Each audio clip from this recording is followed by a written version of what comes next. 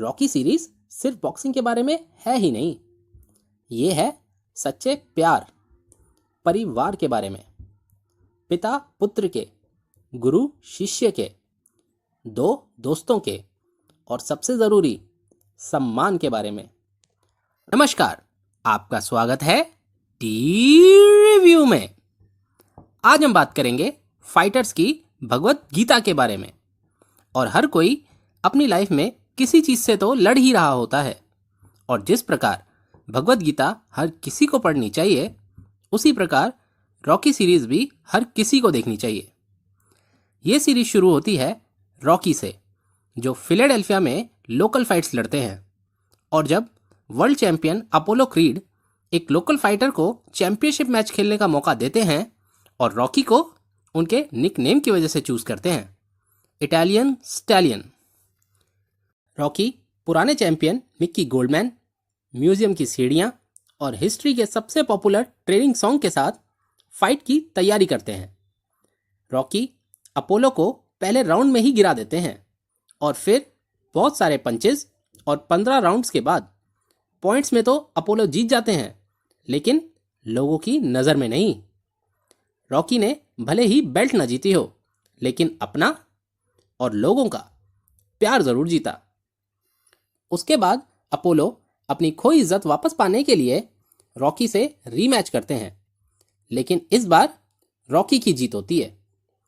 और फिर कुछ सालों तक बॉक्सिंग करने और टाइटल फाइट जीतने के बाद एंट्री होती है क्लबर लैंग की। मिकी के खिलाफ जाकर रॉकी वो फाइट लड़ते हैं, और रॉकी के हारने के साथ ही मिक्की भी हार जाते हैं जिंदगी से। और फिर अपोलो रॉकी को ट्रेन करते हैं नए तरीकों से, और उसकी स्पीड और फुटवर्क को सुधारते हैं। फिर एंट्री होती है रशियन फाइटर आइवन ड्रैगो की, जिसकी फाइट होती है अपोलो से, और उस फाइट में रॉकी एक अच्छा दोस्त खो देते हैं। फिर रॉकी दुश्मन देश जाकर ड्रैगो से अपने दोस्त की मौत का बदला लेते हैं, जिसमें उनकी फैमिली और अपोलो के ट्रेनर ड्यूक रॉकी की मदद करते हैं।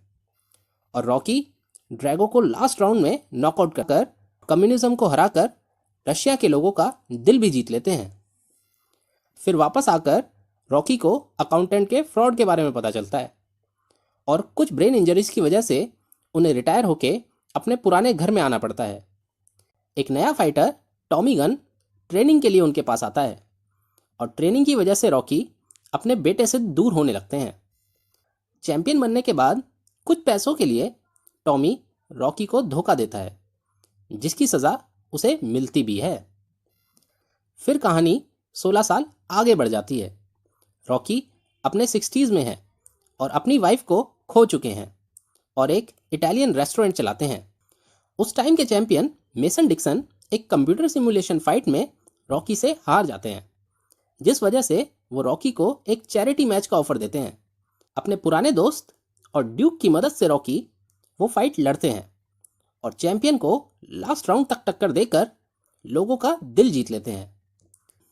फिर अपोलो क्रीड का बेटा अडोनिस रॉकी के पास ट्रेनिंग लेने आता है, जिससे रॉकी का अकेलापन भी दूर हो जाता है। क्रीड का बेटा होने के कारण चैंपियन रिकी अडोनिस को फाइट के लिए चूज करते हैं। फिर शुरू होती है क्रीड और रॉकी की फाइट रिकी से, जो लास्ट राउंड तक चलती है। फिर एंट्री होती है आइवन ड्रैगो के बेटे की, और हमें पता चलता है रॉकी से हारने के बाद कैसे उसकी वाइफ और रशिया ने उसे छोड़ दिया, इसलिए वो विक्टर को ट्रेन करता है। दोनों बेटे 33 साल पहले अपने पिता की हार का बदला लेने के लिए रिंग में उतरते हैं। इसमें अडोनिस पिता भी बनते हैं।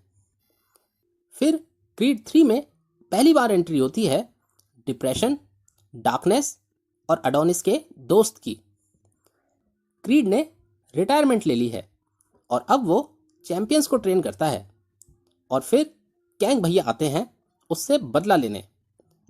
टेक्निकली मूवी अच्छी है, चाहे फाइट में एनिमे के रेफरेंसेस हों या सिनेमेटोग्राफी, लेकिन जो पॉजिटिविटी और सीख आपको इसकी बाकी मूवीज से मिलती है वो मिसिंग है। इसमें आगे चलकर क्रीड की बेटी और विक्टर ड्रैगो की मूवी मिल सकती है। रॉकी सीरीज की सभी मूवीज से सिल्वेस्टर स्टैलोन किसी न किसी प्रकार से जुड़े हुए थे। 1976 में ये रॉकी का ही आइडिया था, लेकिन सिर्फ $100 होने के कारण उन्हें यह कहानी आयरविन विंकलर को बेचनी पड़ी और अब आयरविन माइकल के साथ मिलकर इसे अलग ही दिशा में ले जाना चाहते हैं और वो दिशा क्रीड 3 में दिखती भी है। रॉकी सीरीज का अब तक का बजट है $28 करोड़ और इसने कमाए हैं $200 करोड़। रॉकी की सक्सेस को देखकर कईयों ने बॉक्सिंग पर मूवीज बनाई, लेकिन वो ये कमाल नहीं कर पाई, क्योंकि रॉकी सीरीज सिर्फ बॉक्सिंग के बारे में है ही नहीं, ये है सच्चे प्यार, परिवार के बारे में, पिता पुत्र के, गुरु शिष्य के, दो दोस्तों के और सबसे ज़रूरी सम्मान के बारे में। रॉकी के अपने देश, धर्म और कर्म के प्रति बलिदान के बारे में। रॉकी की दी गई सीख, जैसे ये दुनिया तुम्हें परेशान करेगी, पीछे खींचेगी, मायने ये रखता है कि हम अपने जीवन में आगे बढ़ रहे हैं या नहीं। तुम्हारी फाइट सिर्फ तुमसे है, वो बस बीच में आ गया है। मंजिल को देखकर डरो मत, एक बार में एक स्टेप, एक बार में एक पंच। और वैसे भी जिंदगी का मतलब ही है जिम्मेदार होना, पहले अपने लिए, फिर अपनों के लिए, और अगर फिर भी थोड़ी जान बच जाए तो समाज के लिए। एक फाइटर होने के नाते आप सबको ये भगवत गीता ज़रूर देखनी चाहिए और मेरे लिए ये सीरीज़ वहीं तक है जहाँ तक रॉकी इसमें है।